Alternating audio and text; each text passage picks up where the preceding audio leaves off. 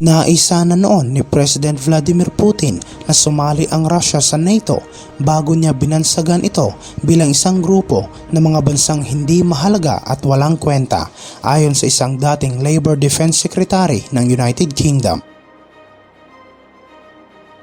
Nagbabala naman si Prime Minister Boris Johnson ng sitwasyon sa Ukraine at Russia ay umabot na sa isang nakakatakot na antas, ngunit sinabi rin niya na may oras pa umanong umatras si President Vladimir Putin.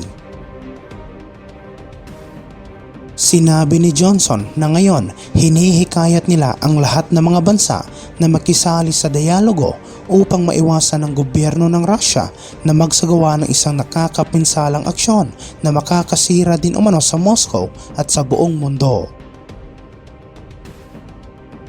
Hinimok din ni Johnson ang mga European nations na wakasan na ang dependence nila sa natural gas na nagmula sa pipeline na Nord Stream 2 ng Russia. Sinabi niya na, "What I think all European countries need to do now is get Nord Stream out of the bloodstream." Nabalot ng pangamba ang Russia at Ukraine nitong mga nakaraang linggo habang ang Moscow ay patuloy na nagdi-deploy ng mga tropa at armas sa border ng Kiev. Noong nakaraang linggo, nagbabala ang Estados Unidos tungkol sa isang mataas na posibilidad ng pagsalakay ng Russia sa Ukraine sa mga susunod na araw. Sinabi naman ng ilang eksperto na patuloy pa rin nilang pinagdidebatehan ang tunay na dahilan kung bakit binabalak ni President Vladimir Putin na salakayin ang Ukraine. Ngunit ang isang bagay na palagi niyang sinasabi ay tutol siya sa ginagawang expansion ng NATO sa silangan.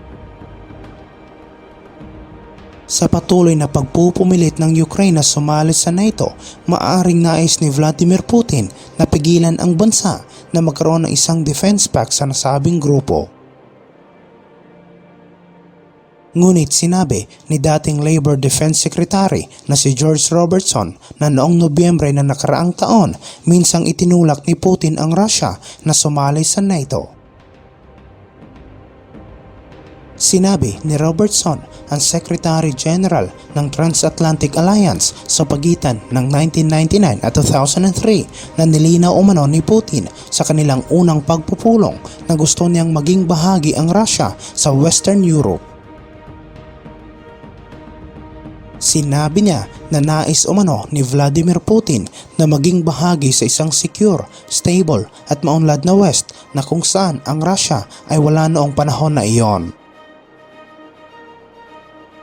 Tinanong din umano ni Vladimir Putin kung kailan sila aanyayahan na sumali sa NATO at sinabi ni Robertson na hindi sila nag-iimbita ng mga tao na sumali sa NATO dahil nag-a-apply umano ang mga bansa sa nasabing grupo.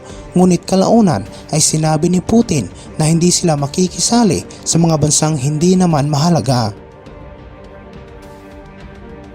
Lumilitaw rin umano na itinulak ni Putin na sumali ang Russia sa NATO sa isang serye ng interview sa isang American journalist na si Oliver Stone.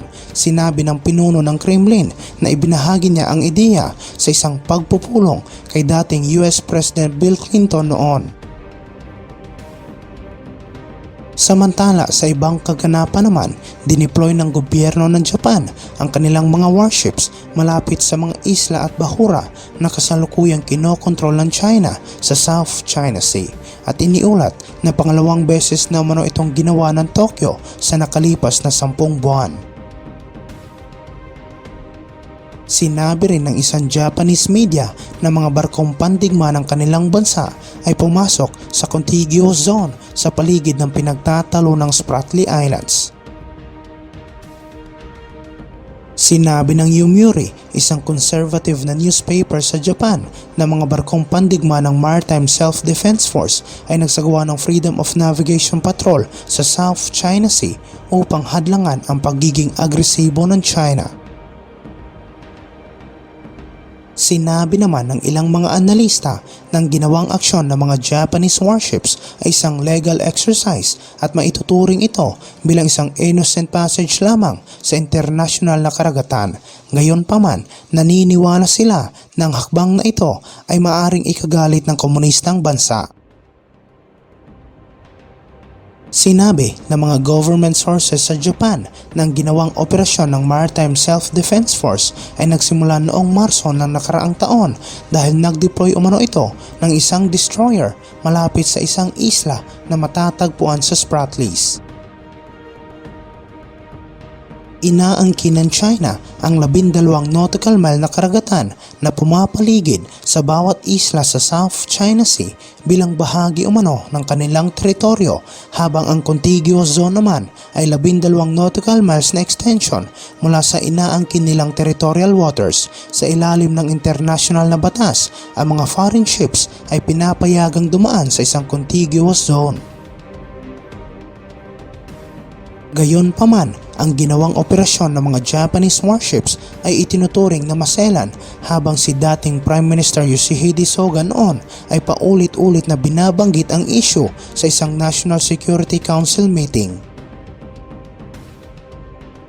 Noong Agosto ng nakaraang taon, isa pang Maritime Self-Defense Force destroyer ang nagsagawa ng Freedom of Navigation Patrol sa isang contiguous zone sa South China Sea lampas sa karagatan na inaangkin ng China. Pinaniniwalaan na isa sa mga Japanese vessels na dineploy ay ang Hyuga-class helicopter carrier na Ise, na kung saan iniulat na nagsagawa rin ng ilang mga pagsasanay kasama ang mga barko ng US, Australia, Vietnam at France noong nakaraang taon.